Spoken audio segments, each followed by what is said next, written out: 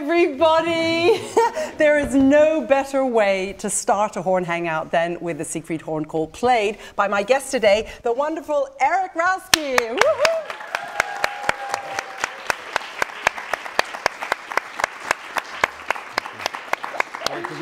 Welcome, welcome, welcome. It's so fantastic that you're so busy. I don't know how you even found time today to do this. Well, you know, you arrange your schedule, and when Sarah Willis comes to town, you just clear your calendar. And thank you very much. Pinch me. Did you hear that? Yeah, good. Then clear calendars, and where's the party tonight? For sure. Thank you for starting off with Siegfried. Actually, your Siegfried horn call is, I think, the most famous in the world. Can you tell the people who don't know why? Well, I mean, I won't take credit for this, but because it just went out HD, you know. So the Met does about 10 or 12 of these, you know, live to theaters in 130 countries, roughly 3,000 theaters around the world live, and so I guess I'm the first horn player to probably play the long call, you know, in 130 countries in movie theaters around the world. So that is huge, but not only that, you can go online, yes, well. And there's another reason why it's so famous, not only because I think the most people have heard you play this, but people hear you playing this and don't know it's you. Well, yeah, from that first ring cycle that we did when I joined the Met in 2010. So we did our first complete ring cycle when I joined in 2012, and marketing department decided to issue Met ringtones, every pun intended, and there was one from each opera. Actually, you know what? That's the first time I've realized that. Oh, yeah. I thought you were quicker than that. Oh my goodness, ringtones. Yeah, ringtones, yes, from the Ring. So they picked one from each opera, and from Siegfried they picked my long call. So unfortunately, ringtones apparently in 6 years since those performances, ringtones have gone by the way like the dinosaurs, basically. So I don't think it's available anymore, but once upon a time it was listed on iTunes. Siegfried's horn call, Fabio Luisi conducting. Oh, that's it? No, who cares who's conducting? Sorry, Fabio, but yeah. you know. Love Fabio, I do, but he's a great guy and a great conductor. But who cares when it comes to the Siegfried horn He wasn't call? conducting and... In fact, you know, the odd thing about playing the long call, and this is, you know, something you wouldn't think of if you've never played it in an opera before, but your job is to basically look at the tenor, and when he sort of mimes like he's about to start the phrase, you have to do that. And you can really lay him in it, can't you? You can really, or vice versa. I don't know. But I think my first time out doing it in 2012, the Met was still using, you know, with all the monitors they have backstage for various, you know, cues and whatnot. I got this little black and white TV from like about 1950 with about a 4-inch screen, and I see this little blob, you know, and I saw this little thing move, and that's where you're supposed to jump. Oh, now I'm supposed to play. Our tenors usually big blobs, not little blobs. No, actually. No offense intended, we love Jay tenors. Hunter is quite a trim, fit guy. That's true. But, you know, we got flat screen and high definition the next season, made a job a little easier. I'm glad to hear it. I'm glad to hear it. You know, Erik, this is the amazing thing about the Horn Hangouts is where everyone is watching from, and it's really amazing. Your student Roy is watching in Lisbon. Oh, cool. And he just got a job there, so hi, Roy. We've got Dick Reisig is watching, a retired Met third horn, he's watching. Victoria, who played for us yesterday in Philly, from Curtis, she's wishing she was here with us. Snowy Seattle, Bulgaria, Tasmania, Boston. I mean, this is really quite near. David Powell hasn't heard you play since 1979. Really, Itzy's in the room, thanks for that. Vladimir's Bulgaria, Maryland. Guys, we love it when you write in and tell us where you're watching from. So any messages you have for Erik, he will get to read this afterwards. For those of you watching on Facebook, we put it on Facebook because we want you all to watch and we want to share Erik with you. But I can only see the questions on the website because the Facebook chat goes by to, it's really chaotic. So go over to sarahwillis.com/live and you can write in all your questions and all your admiration for Erik, and keep them coming, because today it's all about all things opera. Yeah. Principal horn of the Met, how many years now? This is my 9th season. 9th season. And you know something, Erik? You have some colleagues who love you very much. And vice versa. And vice versa. And I have something that I would like to show you, and Tim is going to show you now online, and because we have so many wonderful people here in the audience, it's a good thing I haven't got weird things open on my computer, I tell you, everyone can see my computer screen right now. We have something for you that we prepared a little bit earlier.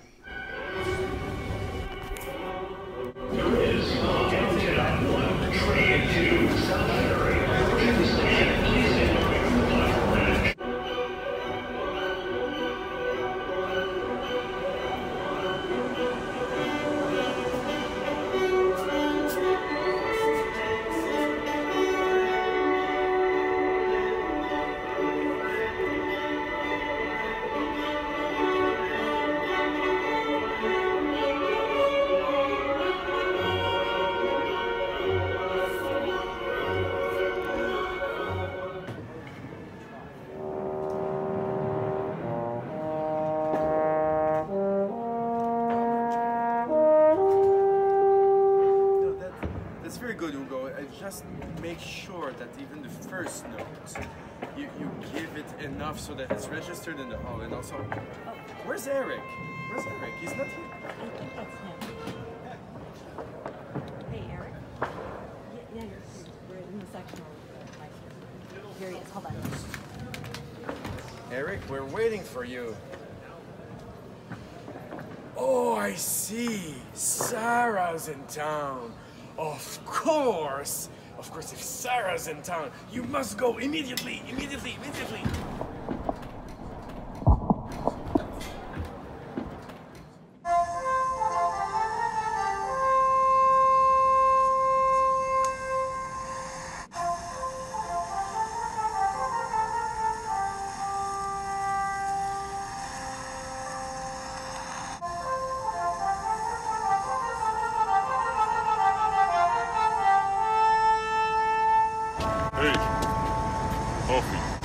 Okay.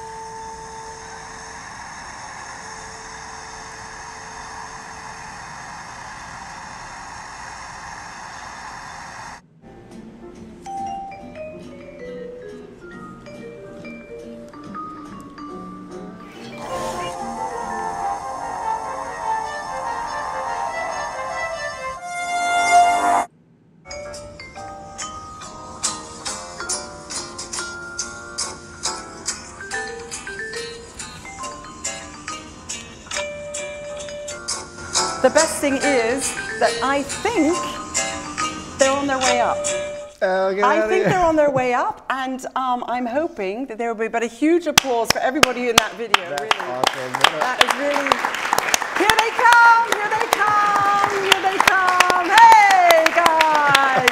They brought the coffee! Come on over! Come on over! Having coffee. Thank you so much for doing this. Javier and Bilba. Come and say hi. Come and say hi. Come and say a huge applause for the Met Horn section.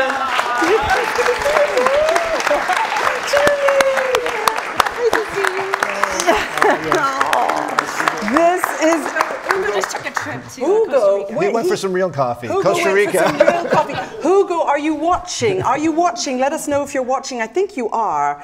He said, but thank you for doing this, and also to Sarah, your daughter, for putting this all together. Great job, Sarah. Great job. Okay, so how lovely you're here. You brought the coffee, so that's good. A nice coat, Barb. Wow, this is going to turn out to be a roast now. Not at all.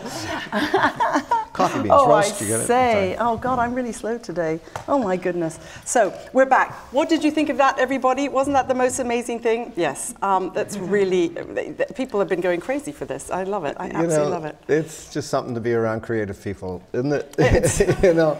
I was just saying the other day how, it's like, it's the greatest thing in the world to make a living as a musician. It truly is. But the only thing better than that is to love the people you work with. And that's the way I feel. I think you would have said that even if you guys weren't here. Well, that's true. And if I wasn't on camera. Tell me, how does your horn section work? Because there's hard. You work really hard. You work really hard. We could talk about your jobs. You're not getting into Juilliard. Yeah, we can talk about that too. They have the files downstairs somewhere. They are. But we can Google all that. So the Horn Hangouts is about getting the stuff that we can't Google. Okay. First of all, we're very grateful for Juilliard for putting this on, because thank you very much, Juilliard, and Adam, and everyone that said yes to this. That we were allowed to celebrate you here. You've been teaching here for how long? 7 years now. 7 years. Yeah, it's my 7th year teaching. And are you a mean teacher? I'm sorry, what? Are you Am I a mean teacher? I think I'll have to ask the guys over here. I will. Well, I like to think that my standards are really high and that I'm only mean when I have to be. When you teach, every student is, it's like it's like a lock that you need to find the key to open the door, kind of, and there are times, when they need nourishment and encouragement, and there's times when you have to sort of lay down. So, you have to just wear as many hats as you can possibly think of, because everyone's different, and at different times in their life too. It's like there are times when they do feel the heat and they're really working hard, and you don't have to say anything. But there are times when people, get a little lazy. Yeah. Kicking butts, I think, is the word we're using. Where you could, that's all allowed on the. It on is the Horn okay. Hangouts, We're not being censored. Yeah, we had Jen Montone on yesterday, and she said she really was careful not to say anything. I said, we love it. We love it. We've had all sorts of things happening on the Horn Hangouts. Well, my kids might be watching, so I'll keep it clean. Your kids are watching. How nice. Maybe. Your horn section, the Met horn section. How many are you? How do you work hard? Yeah. You really do. There's a lot. How can you just explain to people watching around the world who don't know that much? If they know you from the Met HD, of course. Right. That's, right. Well, we have 9 horns at the Met, and which it seems at times barely enough, because we do 7 opera performances a week. And it's no 2 operas 2 nights in a row too. So, as you find, as I have in the last 9 years, get well versed in the operatic literature. I mean, there's a lot of operas too. There may be 4 in the pit, or 5 with the assistant, bumper, as you might say. But there's stage bands and whatnot, and then we rehearse on top of the 7 performances a week. So we have basically 2 sections of 4, and the lovely Julie Pyland is our bumper and jack of all trades, and fills in. Julie of all trades. Yeah, exactly. Thank you.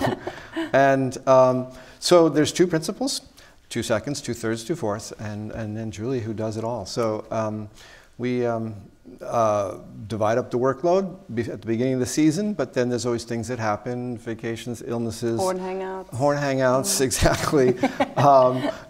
Personal things for families, whatever, and we do, I think, an amazing job of covering for each other. I think artistically we try to keep the same 4 quartet, together as much as possible. But there's repertoire for truly opera, for the operas. Conductors like that. Yeah. Well, you want to respect that, and Michelle's watching. Hi, Michelle. Michelle Baker. Hello, Michelle. Michelle, retired second horn player. Boy. Yeah. I joined the Met, and 7 years later she retires. That's really not on Michelle. early I see retire. Michelle everywhere though, on all these horn conventions and stuff, and recitals, and I mean, it's like people retire, like people like that. They only get busier, I think. But that's how we do it. We cover for each other, and we have these 2 sections, and then there are times where we're all employed plus some. When you get to big. huge things, Yeah. like the Ring. Like the Ring, which is coming up now. This is a Ring season. Fantastic. You bet. It's just I remember finishing Götterdämmerung. For the first time, I'd done the Ring cycle in Berlin with the opera, and I really felt like I'd been run over by a bus. I really, at the end of a Ring cycle, you really feel it. Oh, I know. And I don't know, you know, it's, our season always seems to build to that climax. Every year that we've done the Ring since I've been at the Met, is that we end the season with a Ring cycle, several Ring cycles. You know, we're running through. Sometimes just even in a week, we'll squeeze in all 4. Sometimes it ends up being about a 9-day span, and you start the next cycle back over again from the beginning. But don't forget, between those 4 Ring operas, there's 3 nights we're playing other things. Oh gosh, yes, yeah, and, of course. You know, and they like to put on small things like Swan Lake and all the stuff that seem easy, but then you guys don't do ballet, though, do you? No, we don't do ballet. But one year was Billy Budd, Britain, which is significant horn stuff. I think one year we were doing Cesare, right? Julius Caesar, Handel. That's thrown nice in and with easy. the Ring. So dear. it's not a horn player who's planning our seasons, but there's some nice questions coming in. Min wants to know which Wagner opera is your favorite. I want to know which one is your least favorite. I don't know if I have a least favorite, but I certainly Parsifal. Yeah. And the music is just Simon sublime. says the same. Sir Simon. Yeah. Well, we've done not Parsifal with Sir Simon, but he did come nice into picture Tristan. of your horn section with Sir Simon. Tim, can you find it? I mean, And how he'll lucky find you it. were to have had all those years with him, because I mean, miss there him isn't, so much, you know, really. I think this photo, he even has a glass of red wine. You guys are not well, it was a party. partaking, but it was a party. He threw a party for the orchestra after or during the Parsifal run, and it was a thank you. Such a kind man. He gave the horn section. We got a bottle of champagne from him too for our for not performances. splitting any notes, or why? Yeah, he just. Or was it a bribe not to split any notes? No, it was at the end of the run, okay. so I assume it was for our excellence. But we'll take the bottle of champagne regardless. Absolutely, absolutely. So Parsifal will be your favorite. Do you have one? Is there any of the repertoire when you see that and you think, oh, because everyone's got their favorites and their things that they may think. True enough. Let me preface this by saying that when I joined the Met, I only had limited opera experience, and so the repertoire is also new to me. And I do feel like, I'm 14 again, hearing some of this music for the first time and absolutely loving so much of it.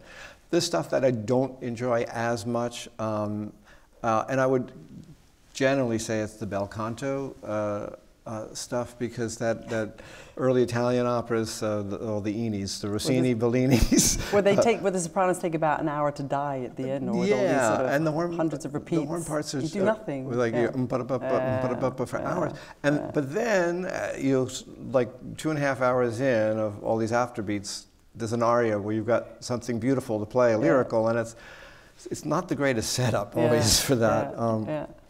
But it's all about the singers, and you do, even though I don't enjoy playing that rep as much.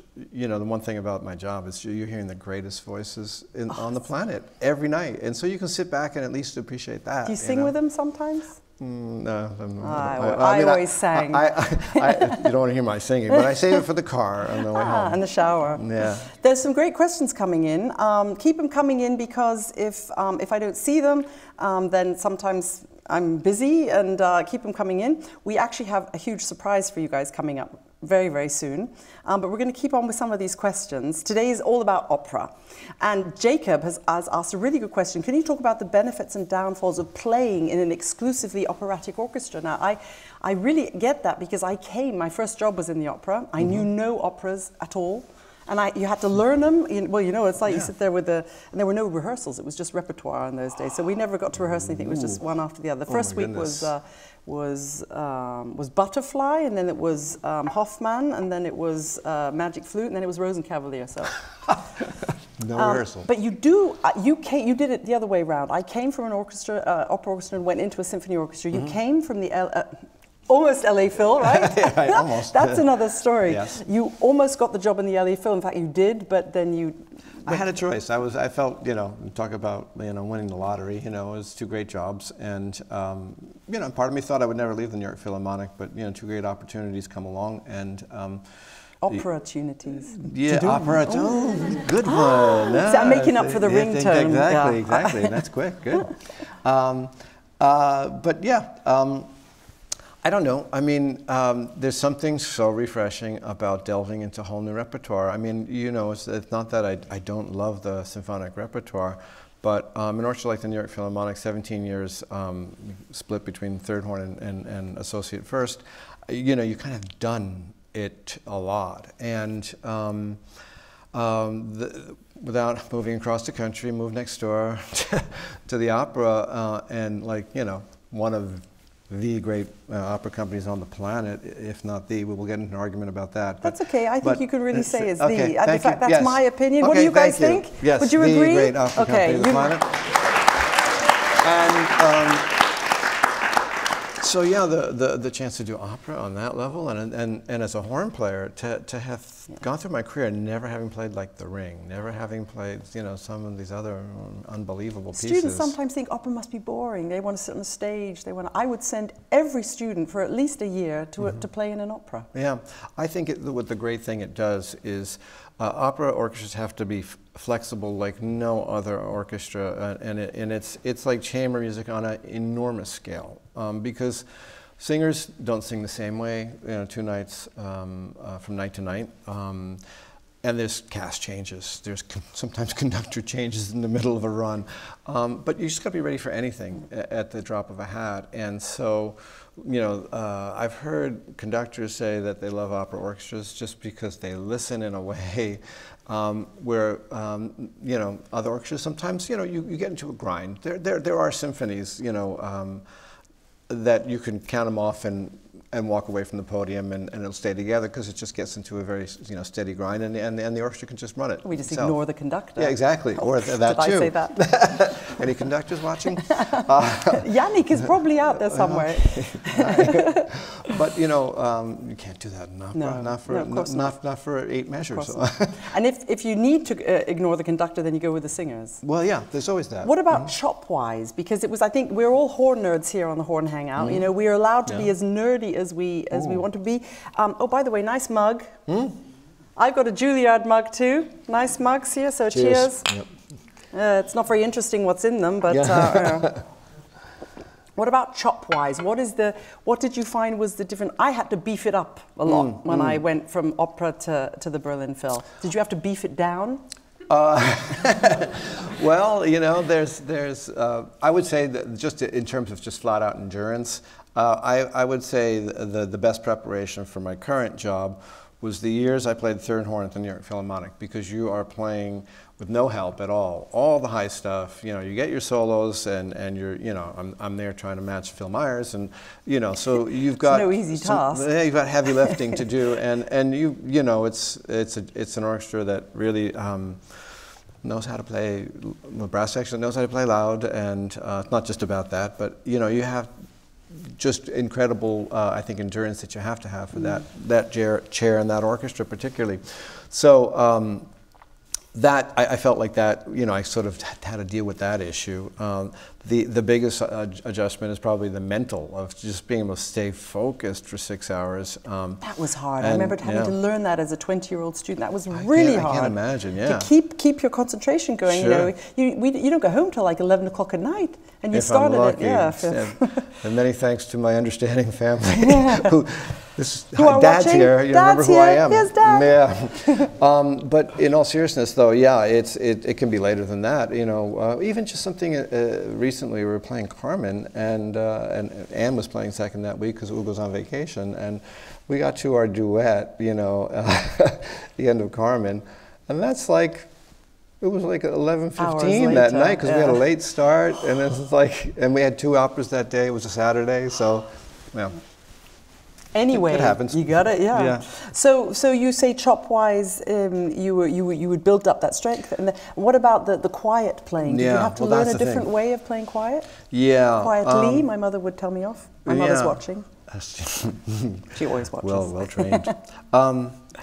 Yeah, the soft playing, you know, generally in the opera we don't get to play as loud, or at least not as for sustained passages as you get to do in the huge symphonies. And So yeah, it's the soft playing that really is. And you know, I often have told students too, you know, horn players usually don't get into trouble for not being able to play loud enough. They tend to get into trouble for not playing soft enough. So you have to learn to take your chances. You got to figure out a way of producing soft. And you know, I mean, I think one of the big surprises to me, only having really known the prelude to Meistersinger, is that the next 5 hours. Or Flying Dutchman. Right. But particularly Meistersinger is the rest of it is very chamber music-y and very soft. And it's like, I thought it was going to be 5 hours of blasting. But yeah, it's a very long 5 hours. Meistersinger was the other one that I felt like I'd been run over by a bus afterwards. Third horn Meistersinger was my greatest sporting event of my career. And literally, because if you've played third horn Meistersinger, if you have a bumper, I didn't play first horn, I never played first horn on that, and I don't intend to, not in this life anyway. But I played third horn in it, and it was, that's really quite painful. Oh yeah, oh gosh, it really is. And Tristan as well, third horn, ouch. Yeah. Guys? I mean, third horns, I'm telling you. Javier, ouch, Brad, no? Gemeinhardt, our third horn player. Those, right on the very last page, all your best stuff comes when you're thinking, well, you know, I think also Tristan, because you end, you know, everyone knows the prelude Love Death, and you know the final two lines of the orchestra. That's at the end of 6 hours. Well, there's a lot of high F sharps I remember that are pianissimo. A couple of good horn nerd questions. Thank you, Brian J. How do you know how much to project in the opera house? It must be more complicated than being in an orchestra. It's true. It is true. I mean, I would say we are blessed with beautiful acoustics. I'd say when you see that, means from the conductor, it means you're too loud. Yeah, that's true. But I would say, you know, that the Met is probably the most successful hall at Lincoln Center. You know, modern opera houses, it's modern architecture for concerts, or it's a crapshoot, right?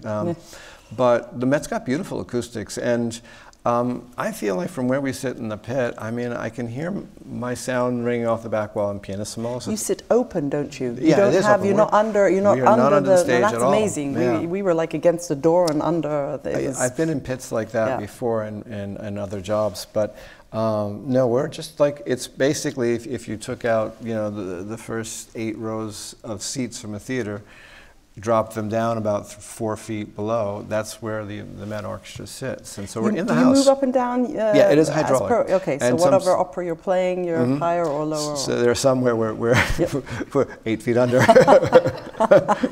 Can you imagine what it must be like to play in Bayreuth, where the orchestra is literally playing in another room? You can't see them. They all come to work in shorts. You can't see them. You can't see the conductor, but they can play as loud as they want, and it doesn't affect what's going on stage. One day I've got to go. I really would love to hear something there. Online audience. Dear online audience, I just wanted to say it's amazing where you're watching from. Wendy is watching from Toronto, and Anthony is watching from New York, and John is watching from New York. Why aren't you here, you guys? Dabber aus Solingen in Germany, and I mean really Portland, Maine. This is really fantastic. We love this. Let us know where you're writing in from, and also if you're watching on Facebook, go over to our live chat on the website, because that's the one I'm seeing. So all the secret, everything you ever wanted to know about Erik, about opera playing, let us know, and we'll do our best to answer them. So, well, we've promised you guys a surprise, and what do you think? Yeah, there's questions coming in and out. Shall we carry on with a few more questions, or should we start with our surprise and maybe? Yeah, it's a hard one to plan about. We have got a mouthpiece question before. Maybe I get to. It's always a mouthpiece question. Sure. And actually, may I just get your mouthpiece? Please do. I'll remember to put it back. Sure. Oh, this isn't the one that someone's asked about. They've asked about some rims in your mouthpiece. Yes. This isn't the one. That's at home. That's at home. But to answer that question, for many years I played, it's a mouthpiece made by Marcinkowitz over on the West Coast, Pacific Northwest. I think he's in Oregon or Washington State. And it's a very unusual looking mouthpiece. It's for those people who remember the original Star Trek series, Lieutenant Uhura wore a little earpiece that looks like that mouthpiece. Trekkies unite. Sorry. I'm dating myself, but anyway, it's a very unusual looking mouthpiece. It looks cool, but the bottom line, it's got to play. Yeah. And I did love the way that mouthpiece plays. It was actually a model that he made for John Chiminero, who was a former teacher of mine. And John, I guess, had originally sent me the mouthpiece, and I was like, this is great. And so I ordered a few in different sizes, as one does. And I played it for years. Particularly when I was playing my Schmidt horn, I felt, having come from a Con 8D, that it gave me a little bit more of the New York sound. Which a big is? mouthpiece. A little heftier. I liken it between the difference between like maybe a Wagnerian tenor and a sort of a light Italian or Mozart kind of tenor voice. And so that mouthpiece, I thought, gave me what that gear that I couldn't get out of another mouthpiece with that horn combination. About 2.5 years ago, I switched to a horn made by Jim Patterson of New Mexico. It's an American-made horn, and that's what you just played. Yeah. Mm-hmm. Okay. And Jim, originally from LA area, and was a Con 8D player himself, studio musician and freelancer, and he also became the doctor for anybody in the West Coast for their Con 8Ds. And Jim then started making his own horns, and he was kind enough to send me prototypes on, it's a triple horn, that he was developing, began maybe 5 or 6 years ago, I guess, and he sent me a prototype, and then we went through, he kept sending me the horn, but he was the first guy who ever listened to me. When I said, oh, I could a little bit more of this and a little less of that. But with this horn, I didn't feel like I needed quite as big a mouthpiece, and so I'm now playing a mouthpiece from Paris, L'Olifant. Oh, L'Olifant. Yes. Bertrand and his family. Yes, exactly. I love Beautiful them. people. Agathe. And did I you meet love their Grand-mère? mouthpieces. Did you meet the grandmother? No, I did not. Oh, she was great. She just drank champagne all the time. I loved her. You see, now once we start saying hi, everyone writes in and saying, Taiwan, snowy Seattle, Mexico, California. I mean, really great. I love this. I just love. It's amazing. I love it. I just love it. It's a great feeling. Cheap applause for Sarah, because she created this amazing community online. It's an amazing thing you do. And I love to do it. I was the loneliest student in the world. You guys won't believe this, but it was really true. I was a very lonely student. I didn't feel good at college. I felt like there was the competition was. I was the only horn player in my year as well. That was quite hard. So I really felt like it really got to me, and I never want any horn student to ever feel like that ever again. That is sweet. And so even just for an hour when we're online with the Horn Hangouts, we feel like we're a community, and I get sent photos all over the world of people doing that with their horns. Just it love really it. is amazing. Just love it. And just a word about community too, because we are a community as horn players, and you have brought the community together, internationally, on these Hangouts, but it carries over into any of the live events and horn conferences and whatnot. And there's a thing about horn players, there's a camaraderie that exists. It's maybe a mutual sympathy for this beast of an instrument that we play. But I've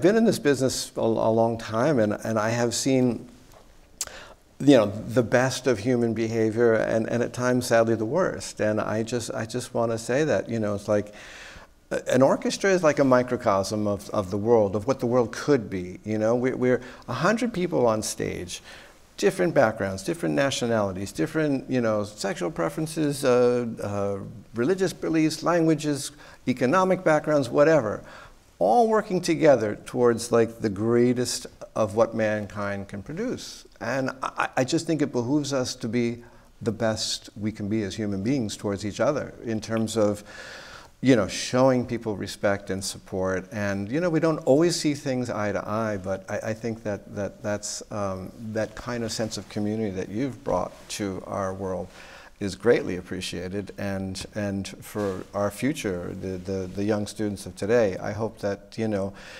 this spirit that Sarah has created, you know, carries over into daily life. You know, because it's our community, it's our life, it's our profession, and horn players just rock. I mean, I'm sure there's a more cool word of saying this, but we do, don't we? We all know that we do. Thank you. That means a lot. Thank you very much. Well, I mean, if this feeling of community, it is hard what we do. And you teach here at Juilliard, and you didn't get into Juilliard the first time, and then you said in an interview that you were quite happy you didn't, because you wouldn't have survived. That's no criticism to Juilliard. Juilliard's an amazing school. It's every big conservatory. Yeah. It's really tough in there for students. It is. It's such a competitive business that we're in, and it's cruel in a way too, because it is a numbers game. There's only so many jobs out there, but you know, that which doesn't kill you makes you stronger. And that comment from that interview was really about that. I wasn't ready quite yet at this level, and so I did transfer in after I had 2 years of being sort of the bigger fish in a smaller pond, as it were. I studied with the same teacher here. I went up to SUNY at Purchase, which was a great option for me at the time. You got quite a good deal, because it meant you could do everything here, but you weren't at Juilliard. You just could come down and have lessons. They paid for it. Yeah, exactly. I had lessons with my teacher here. Yeah, exactly. Rainier D in tennis. A great debt of you know, to him, because he was the most patient man, a wonderful teacher, and I just want to say by coincidence too, the teacher for the other principal at the Metropolitan Opera, Joe Ander, Javier Gandara's teacher, and I think Julie Lansman spent a year with him here studying, and Jeff Lang, the associate principal in Philadelphia. I mean, the list goes on. I'm leaving people out, and I apologize for it maybe, but he was a great teacher, and the kindest, most patient man, really. And you felt better. You felt better coming back here later. You felt stronger. If you said you wouldn't have survived, why do you think you wouldn't have survived? Well, I think I was kind of a naive kid. Maybe still am. It's not a kid anymore, but naive. I would hope we all are somehow. No. I mean, that's just my nature, I think. And but I don't think I had the confidence at that age to do things at this level. You know, I think I'm somebody who always had to learn, you know, how good I truly was, because I didn't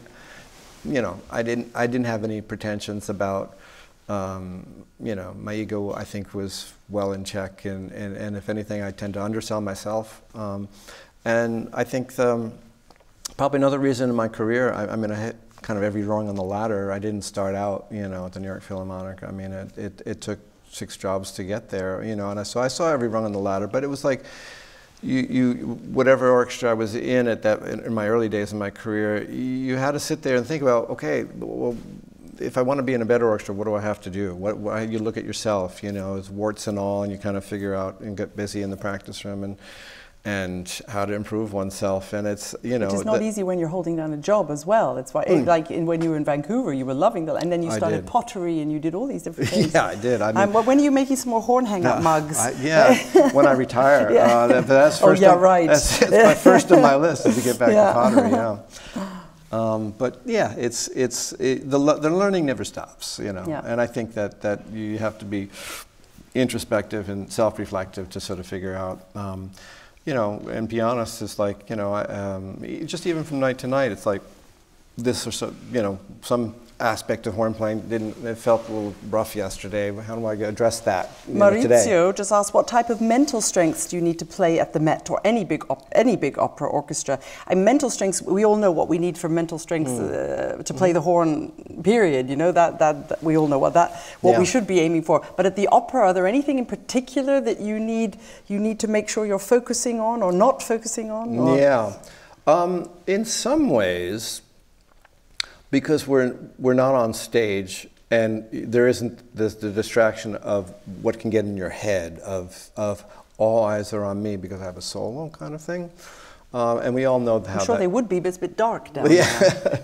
Yeah. I mean, there may be too up, you know, in the balconies, but so in some ways, because of that, and because of the spontaneity of opera, you know, you really just have to be living in the moment. So it's a little easier to be less distracted and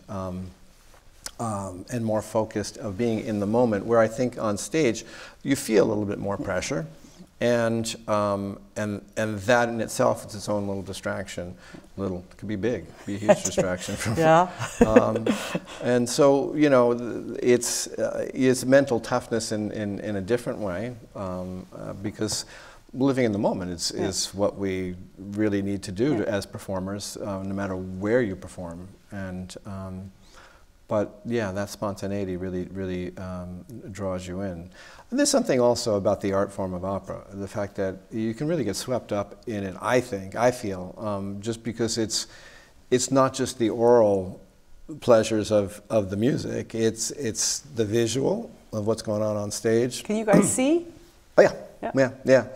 That was Yannick, well don't organized. move us ever in the pit because we can see. The yes, job you're will quite be very round. different. You're quite, we had that. We're off to the we side. filmed there. That's right. literally where you are most of the time. Yeah. Very well done. Yeah, I tell you, but it's also I love. You know what I also love about maybe playing in any opera orchestra is the close proximity you set to colleagues that you would never hear in a symphony orchestra. And for us, that's the second violins and violas. And particularly me, I'm really up against the second violins, and Are you friends or enemies? Friends, okay. Absolutely, and I stand there with admiration because, you know, first of all, I never realized how much stuff the horns have with violins, at least, you know, but you hear individual players because you're really up close. Because on stage, you know, you're spread out, and you hear maybe the section en masse, but you don't appreciate the level of these people is really extraordinary because they're quite busy and they've got a lot more notes than we do. I know.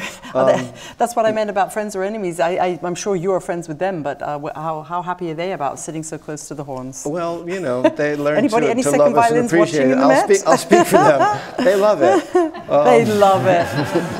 And if they don't, they should. They have the best seats in the house. They have the best seats. Okay, a couple of Horn Nerd questions. Telling you all online, we have really big surprises coming up. We are going to have an opera quiz, and there are the most amazing prizes to be won. We're going to split the quiz, if you pardon the pun, split the quiz between you online audience who are able to win some prizes and also you guys in the room. How about that? So we are going to get there very, very soon. I'm just looking for where's my piece of paper that I had here? It's all disappeared. Anyway, I think I know what it is. I need that. I know. You want me to get that? It's okay. I think I saw it. That's all right. I'll pick it up in a sec. So just a couple of things. Do you play triple horns? What about Julius Caesar? Do you change? Who just wrote that in? Angela asked another mouthpiece question. Do you change mouthpieces for Julius Caesar? And if are you using a descant? Yeah.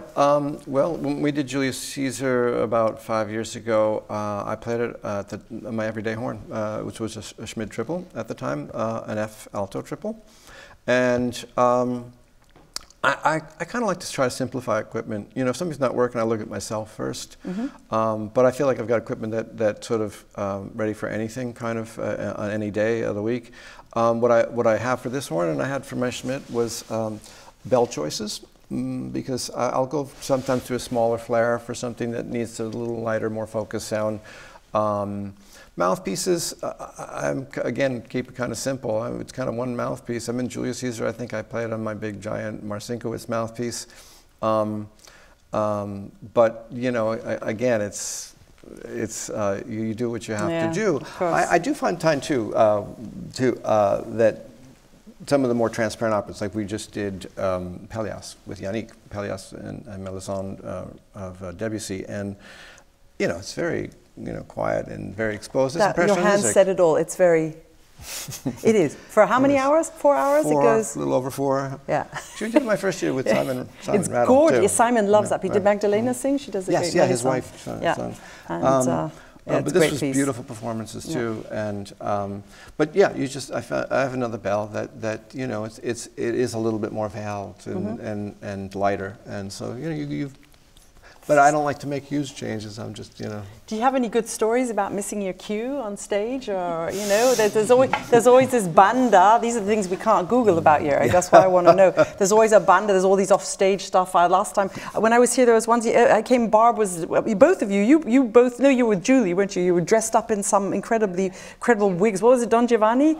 I came to see my two girlfriends here, and they sort of greeted me with white wigs on and very tight trousers. It's like, whoa. Yes. Have you guys ever experienced like true disasters or?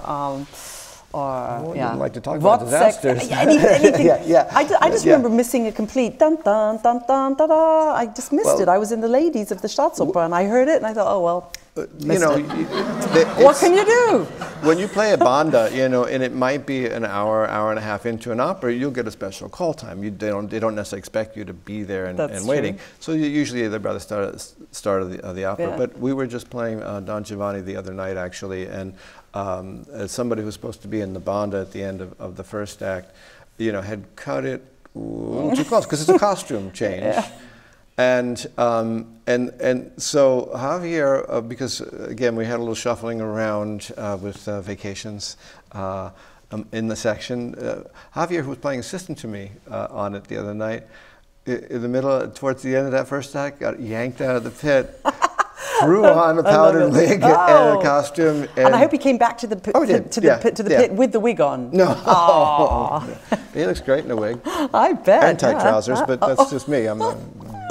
A couple of more. There's such good. Any stage props or people falling into the pit? We had the tenor land on us in La Traviata because they had that was really bad. Landed on Ignacio Garcia's horn. Could have had a mouth pipe through his windpipe, but instead only squashed it. But we had a walk around and there was a scene change. It went all dark and plus this thing sort of landed on us and swore brilliantly in Italian, and it was a tenor. In my time at the Met, now there's some sure legendary stories. I'll let my colleagues share those stories. But in my time, the thing that I find is when the opera's over and you see these bouquets that are that's great. I love bombs those that don't make it onto the stage and just like come barreling down right past people's heads. And the first thing people do, and it's just get your instruments in the cases usually, because it does happen. You know, I mean, fortunately, no instruments have ever been hurt since I've been at the Met.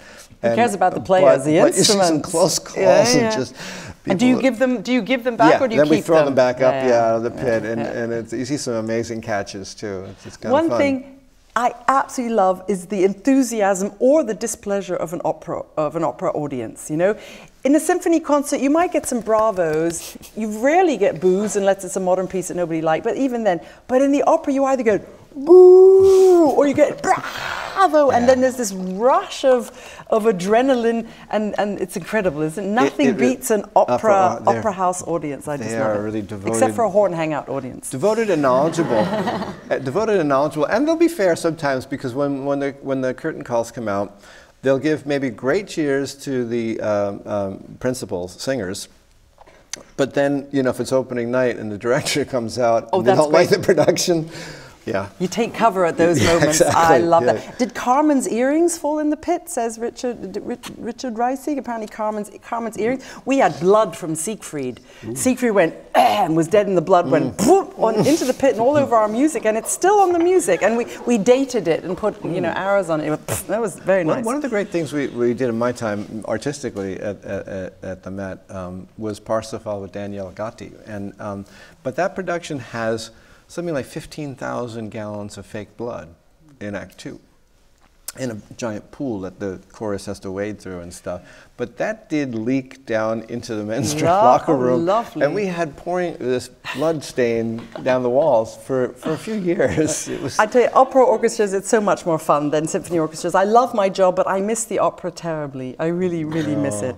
Well, if you ever get tired of your day job, you've got too many great girls playing Lohorn here, isn't there? And Hugo, you've got Hugo, who is not written into the chat yet, so I think he's probably on the beach. Shame on him. Maybe so. Maybe so. Which is okay. Enjoy your vacation, Hugo, wherever you are. Well deserved. I think a last question I would like to ask you from here is from Paris de Canu. Canu, where are you writing in from? Paris de Canu, I don't quite recognize that language. Tell us where you are. What is the most challenging opera, in your opinion?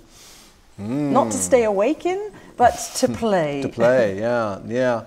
Well, any Strauss opera is certainly, I would say Frau und Schatten, maybe, at least of the ones I've played. I haven't done them all yet. I agree Ariadne with that maybe, one. maybe on my list if I ever play it. Ariadne is two horns, so it's you know it's tough, but it's beautiful. And I love playing that. It's a great opera. But Frau und Schatten. What I recall about that, aside from the typical wild horn licks that only Strauss can write, is for the first horn, the last act, you've got these exposed passages, one that ends up, you're sitting on a high D above a high C, and not for a quarter note. It's a good, the whole note, I would say. As I can't remember distinctly the passage, but that's, again, and you're 4.5 hours in. And, yes. You think about those things.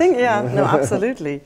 Erik, I could talk to you for hours, but I'm getting too excited about our opera quiz. And I think our online viewers are. If you're watching on Facebook, everybody who's watching on Facebook, go over to the live page now on the website, because that is where the answers to the quiz are going to be taken. And whoever answers first wins the prize that we're offering now. We have some amazing prizes going. We have... This is really incredible. We have 6 pairs of free tickets to the Met, which means if you're going to win this online, you need to be somewhere near New York or fly over. We have Bluebeard and Iolanta. Yolanta. It's a double bill. It's Bluebeard's Castle by Bartók and Yolanta's by Tchaikovsky. And these are on Valentine's Day. Yes. That's actually not a very good opera to have on Valentine's Day, Bluebeard. I mean, come on. Bluebeard kills all of his wives. Exactly. How many are there? 9 of them? 7 of them? I think so. So it's very romantic. Very romantic. Well, okay. Well, if you want to go and see, I might come. I might apply for these. Okay. So we have get you in somehow. Valentine's Day, 6 tickets for that. We have. Oh my! This is amazing, Erik. And we have Don Giovanni on the 20th of February. 6 tickets for that. So we have 6. So what we're going to do, we're going to have your students, your wonderful Juilliard horn class. From all the studios, right? From Julie's. Yes, it's Julie, Jen, Erik Reed, and myself. Right. So we've got students from all of those, and we're going to be playing opera horn excerpts. And we're going to be asking you, and also you guys in the room, per each excerpt, which one it is, and which opera is it from. And if it's tied, then whoever tells us what act it is, might just win. You guys aren't allowed to enter. Okay, the Met horn section is not allowed to enter. And what we also otherwise you'll have to go to see. We will send you to Bluebeard. We also have a Juilliard Penguin, which I'm sure you've all wanted, which will be sent out. I'd rather have a ticket, but a Juilliard Penguin is also great. Erik's brought how many? 1, 2, 3, 4, 5, 6, 7, 8. And then we have 5. An entire box of the Ring of the Nibelung from the which one was it? Which this production? Was, the newest production, which James Levine conducted the first 2, and then he fell ill and was out, with spinal injury for 2 seasons. And Fabio Luisi took over the final 2 operas. I love Fabio. Yeah, I love Fabio too. Yeah. And so. This is done in 2013. And really, Brynn, Jonas Kaufmann, Debbie Voigt, Eva Maria, who was my favorite Sieglinde. I just love her voice. Hans-Peter Koenig. Amazing. And okay, I want to win this, but okay. And so it features the machine, our scenery. The machine. The machine. Explain that. This production, I guess the director, it was from, I should know his name, it's probably on here, was from Cirque du Soleil. And so the set is this giant 23-ton machine, moving planks, and they're remotely controlled, and they can transform into anything. A flat screen or projections. They individually move. There may be about 20 of them that span across the stage. They become the horses for the Ride of the Valkyries, and they go like this. Soprano fell off one night. That's another story. I like that. Which one was it? I don't remember. How did she land? Is I think what I meant. Okay, good. Well, yeah, no, this was a really Robert Lepage. Yes. This was a ring that I wish I could have seen. And when it's coming this year, is it the same? Yes, it's the same one. Same one. Same Okay. production. Well, we should come back and do a Horn Hangout and get some free tickets to that one too.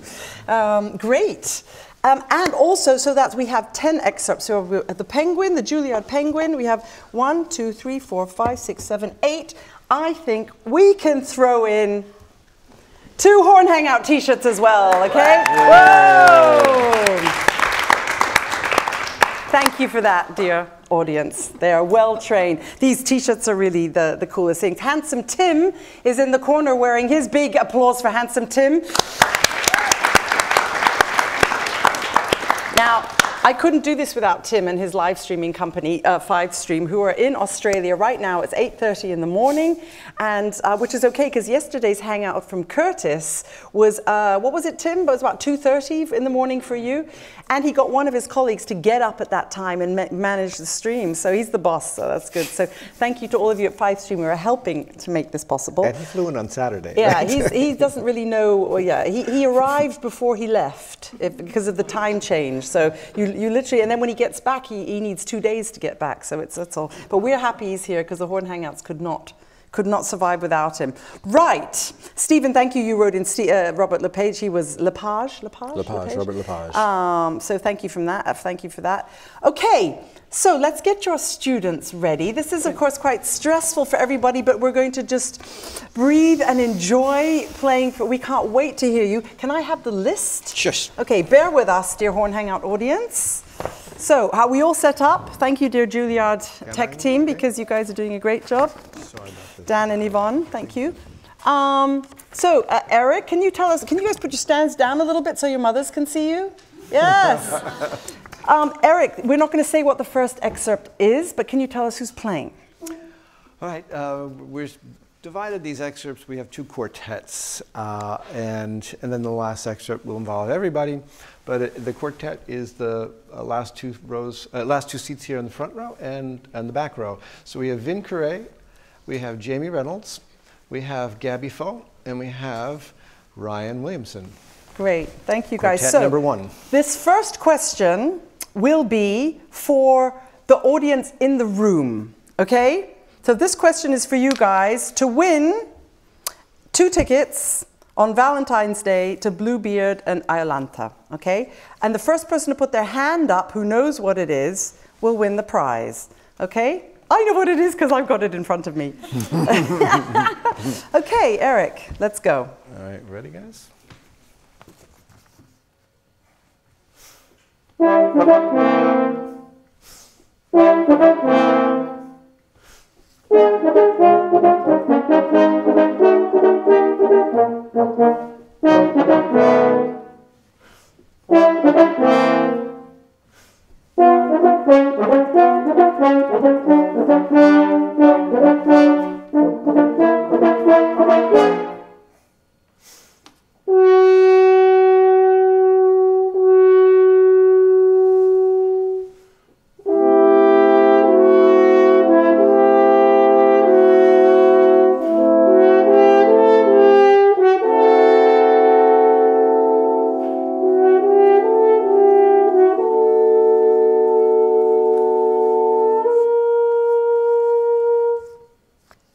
Bravo!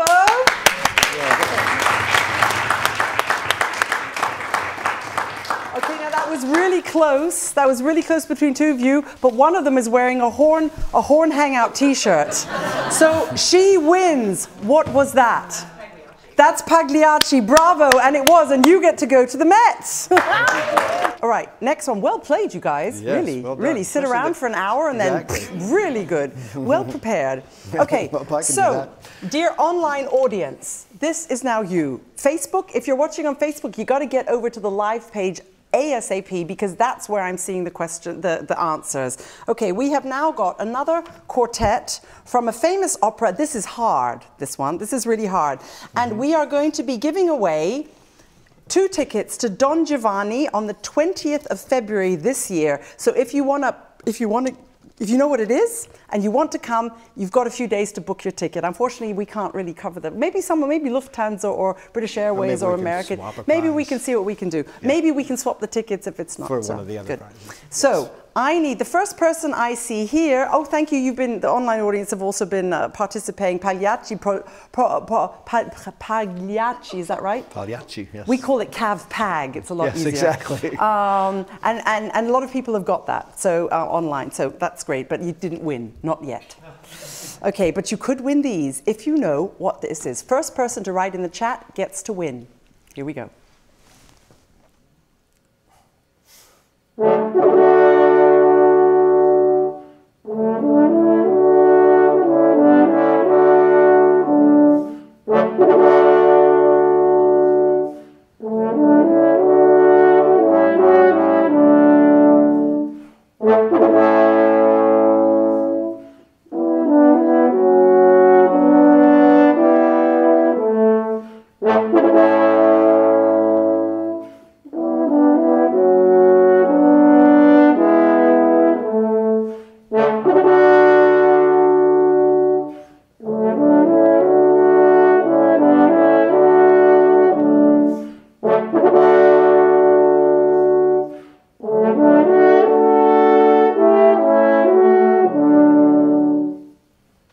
Bravo. We've just had a right one from Paris de Canu. Now, where are you? Are you nearby? Can you come? He says it's Puritani. Yeah, bravo. Yes, bravo. So that passage comes right at the front of the opera, and you hear this quartet about 12 more times in the overture alone. Yeah. Fantastic, fantastic. You got that, but where are you? Can you let us know where you are? Okay, this excerpt is for everybody in the room. Right, get your arms ready because you are going to know. Who played Il Puritani, by the way? Who was playing? We forgot to introduce them. Yeah, that was Vincent on first horn. And then the rest of the quartet, I forget which positions you were playing, but again, it's the same group. Gabby, same group, just who's different. playing first now. Ryan Williamson and Jamie Reynolds. Great. And who have we got now? You guys are doing all of it, so we don't have to introduce you. They're doing the first four and first five. Got and it. then Well, we'll you're not switch. getting introduced anymore. So.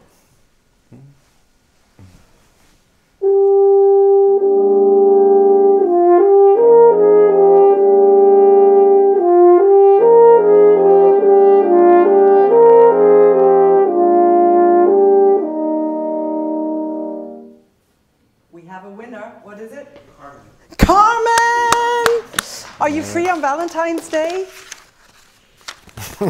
You are now. You are now. Have you got a date?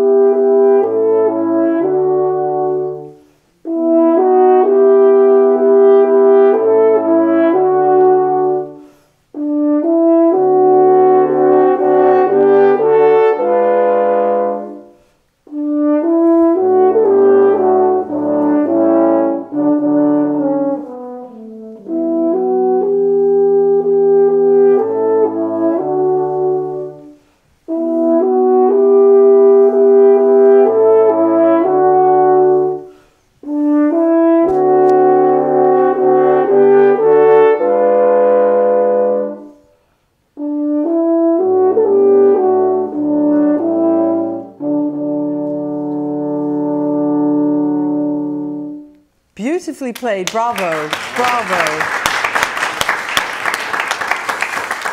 I don't know if this is allowed, guys. You have to decide. Richard Reisig says Tales of Hoffmann. Do we give him the prize?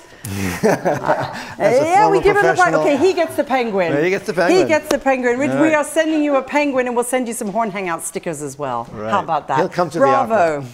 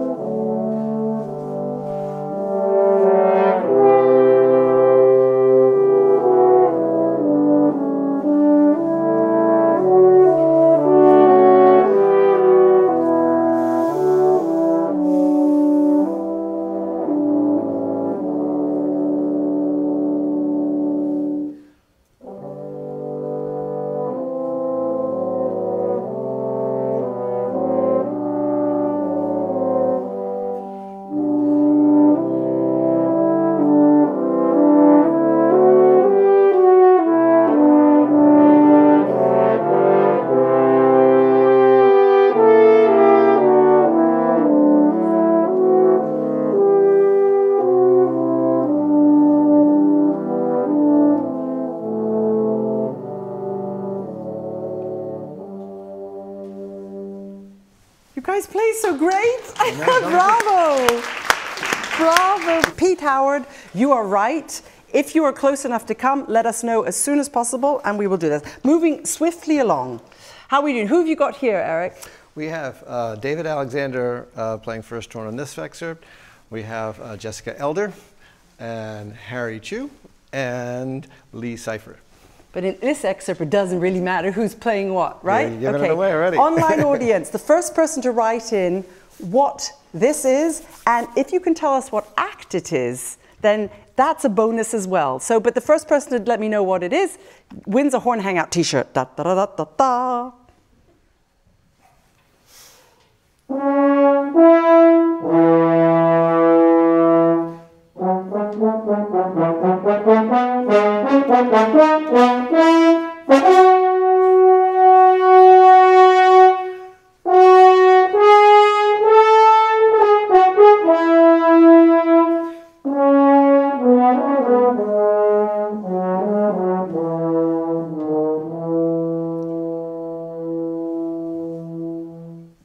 Bravo, bravo. Gaspar, who is, I don't know where you are, let us know where you are, and if you can get this is getting very complicated. Can somebody write down who's won what? That's, you have won a Horn Hangout t-shirt, Gaspar. Actually, it doesn't matter, he doesn't have to come down to New York to get it. Gaspar, you are getting a Horn Hangout t-shirt. Send me your address and your size to my website, info@, and we will get that done. Congratulations.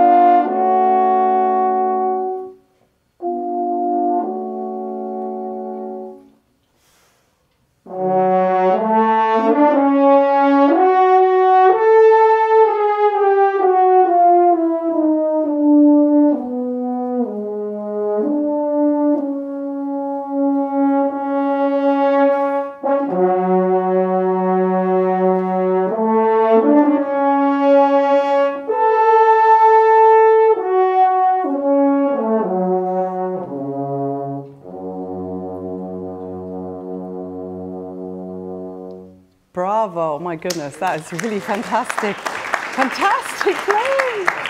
Wow, and Thomas Justlein says your students sound fantastic. He's watching. Nice conducting, Erik, says JK Newcastle. Right, somebody wrote that was Skyfall. Nick Auer says go Harry. Yes, you won! Oh, you're going to the Mets, yay!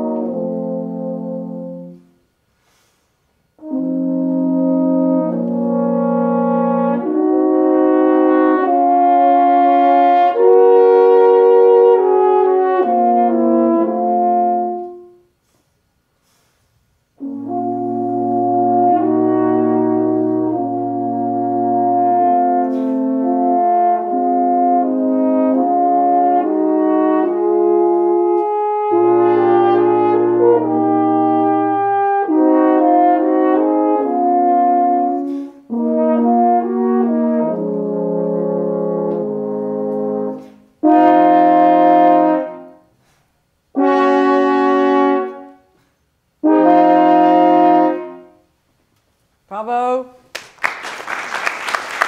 Bravo. We have correct answers. One has already won a prize. So I'm taking the second correct answer, which was Lucia de Lammermoor, Andrea Colombo. Bravo.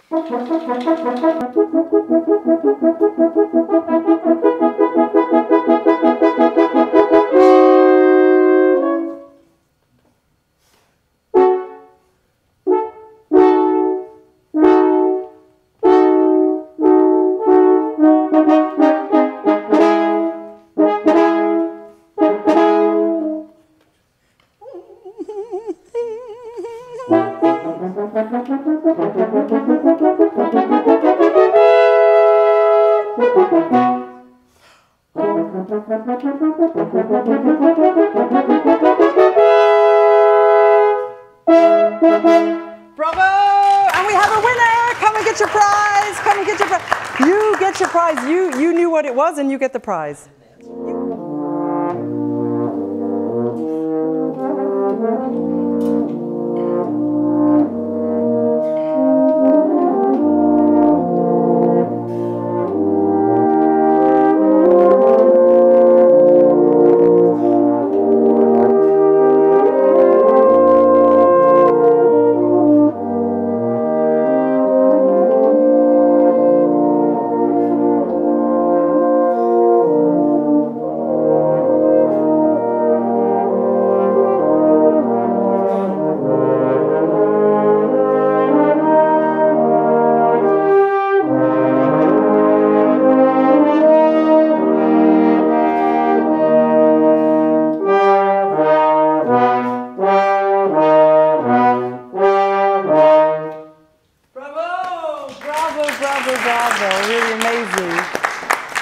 Thank you so much. I'm quite exhausted. That's a fantastic idea, Erik. Thank you for all these quizzes. And you started playing and the chat went chung, chung, chung, chung, chung. And yeah, we had some fun. I tell you, 2 people got the answer at exactly the same time. It came in the same time, so both of you have won a Horn Hangout t-shirt. They are Peter S. and Vladimir Petrov, because they both said Götterdämmerung, act 2. We call it the Sonnenaufgang, the sunrise. And thank you very much. Please send us in your addresses and your sizes. And I'm quite exhausted now. We have to sit down again, Erik. We're just going to finish off our chat, and you guys stay there. And we'll just finish off the chat, and then we're going to do some. Oh, mind the cable. Sure. Yep. But a big round of applause from online and in the room for the Juilliard horns. Okay, Tim, all under control? That was quite exciting. And that was a fantastic idea. And thank you so much for organizing all these amazing presents. Okay, so everyone's saying thank you. Erik, your students are amazing, says Betsy Bobo. Anna Novotny says bravo and thank you from a percussionist. I mean, there's really, oh, that's wonderful. It's great. And can't take complete credit here. These are students from all the various faculty, horn faculty here. And you know, they did the work. I did coach them. We did spend, you know, some time together. That was their prize, I guess. Yeah. Some prize, guys, right? But they're famous. They are now been in the first opera horn hangout quiz. That is. Well, you know, the idea behind this was, you know, okay, we do excerpts, but you know, the orchestra excerpts are so well covered, you know, and people know them so well, and you know, I mean, I can add what I have to say from my experiences playing them, but opera excerpts are, you know.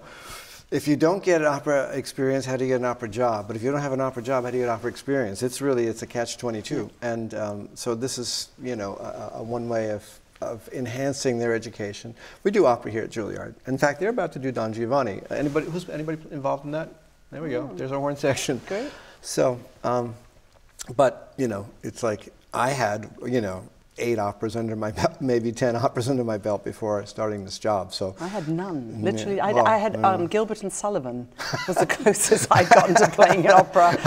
I guess the Staatsopera doesn't play Gilbert and Sullivan. We didn't get that. And Butterfly was my very first one. I'd spent all summer learning it, and then I was quite horrified. And the rest of your life loving it. The rest of my life loving it, but I was horrified because what I'd learned was not what they were doing. You know, there was some other singing Bulgarian Madame Butterfly, and she was doing whatever she wanted, and that's not what I'd learned on my CD. So opera playing is just the best, and I would recommend it. When I got my job age 20, I thought, it was just by chance. Unbelievable. Yeah, and I had no experience. And a little part of me thought, do I really want to go and play in an opera orchestra? Because I want to be on stage, And I think students may think that, but it was the best. I learned so much. I don't need to tell you, but I'd like us to persuade the viewers today how important, especially the younger students, how important opera is. A confession, when I'd be in the car back in the days before satellite radio, and I'd put on the classical station and opera came on, I usually hit the dial and went for something else.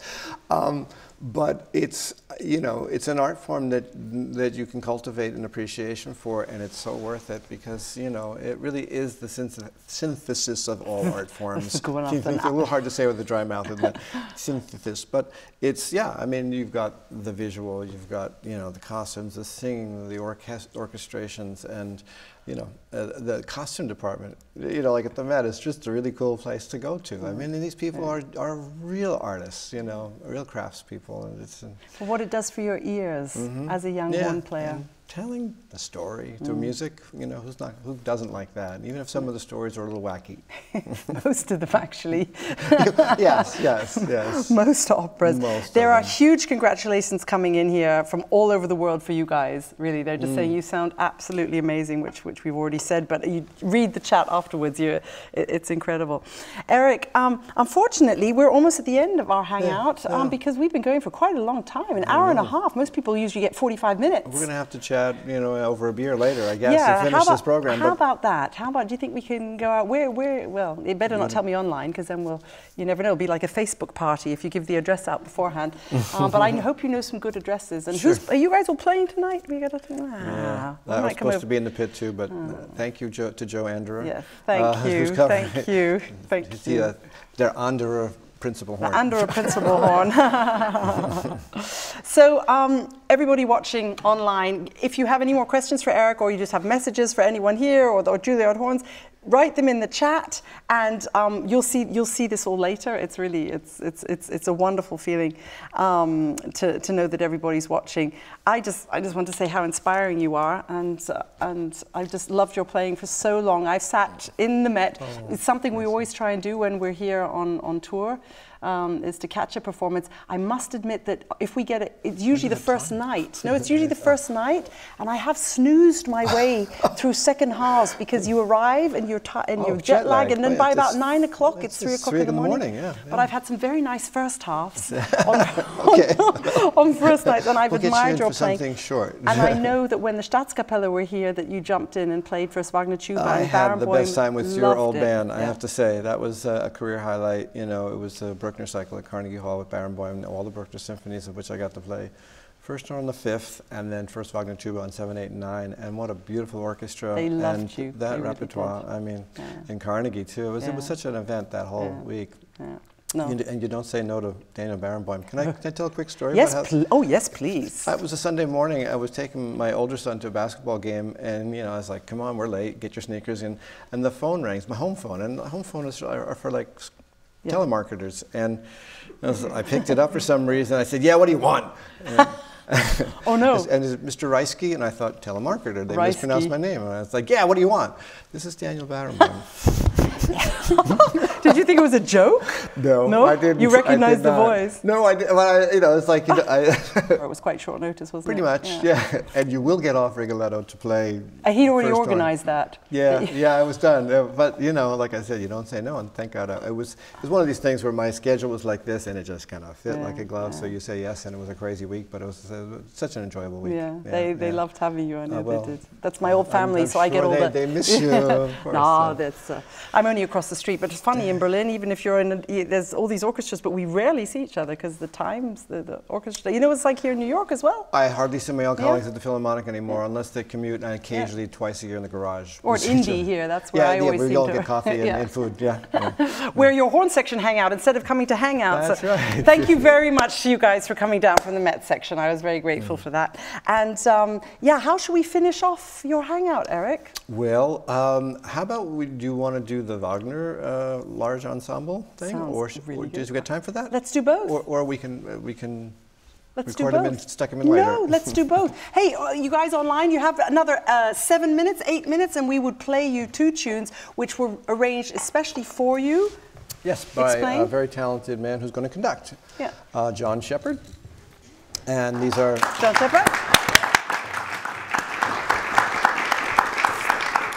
Yeah. One is from Puccini's Suor Angelica, one of my favorite things that I've played at the Met, just as a piece of music. People don't know that one very well. No, people don't, and it's so beautiful and such a tragically real story. Yeah. Yeah.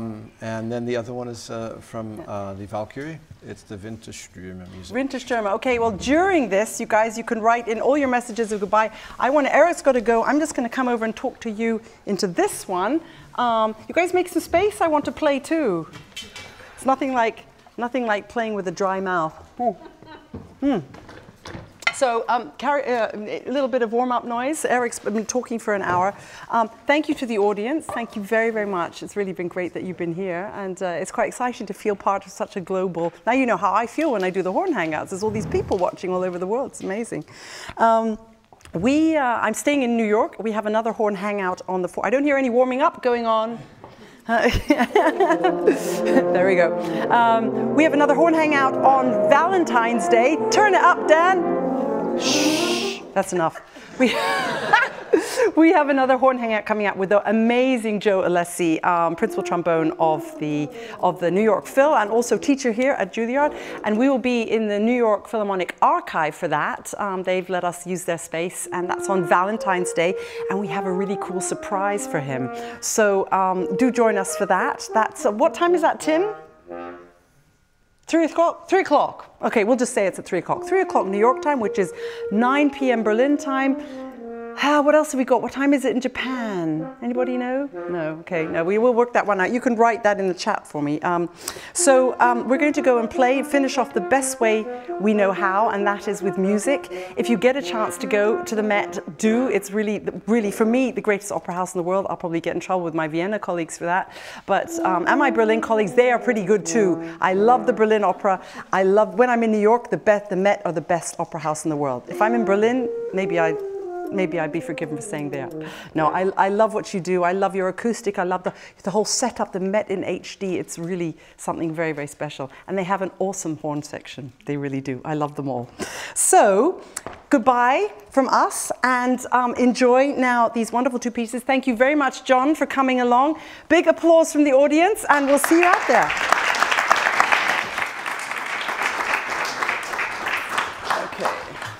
I was told to move the lamp, so I'm moving the lamp. Okay, we good? Okay, now it's my turn to warm up. Okay, hello. I'm going to play very quietly. Okay. Oh, is this our part? Oh, okay, right, then we'll share. Okay, all right, okay. Okay. Body mic off? Don't want anyone hearing this. Okay. Okay, good. Well, Shall we? Shall we?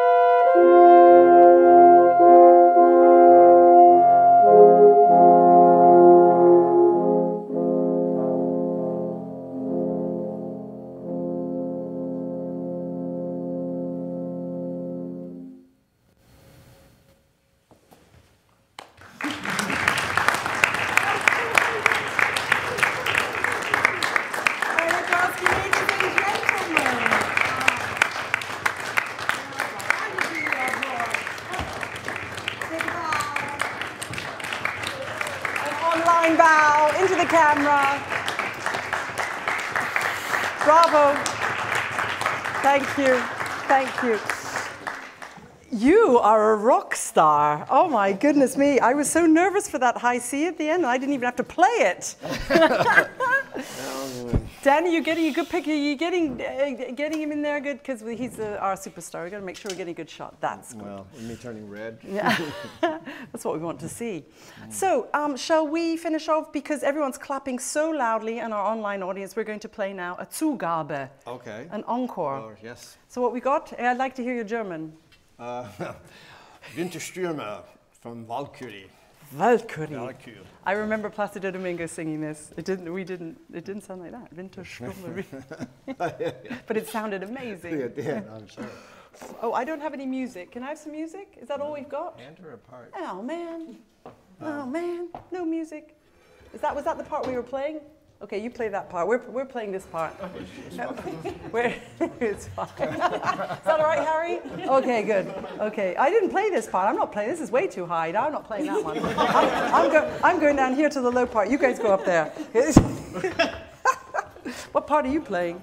Oh yeah, and that's not a lot lower. Oh well, that's okay. I'm just staying here then. Okay. All right, I'll just sit and count. Ready?